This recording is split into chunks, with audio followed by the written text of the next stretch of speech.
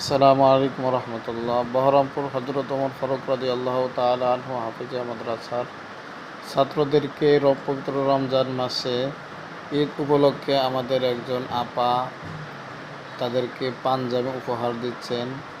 তার জন্য আপনারা সকলে দোয়া করবেন, আল্লাহ তাআলা তাকে তার মনের নেক আশাগুলো পূরণ করে দেন এবং ছাত্রদের জন্য সবাই দোয়া করবেন, আল্লাহ তাআলা তাদেরকে দিনের জন্য যেন কবুল করে নেন।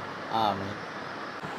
রোজ বিহানে একটা পাখি আল্লাহ আল্লাহ ডাকে, সেই পাখিটির গানে গানে হৃদয় দুলতে থাকে।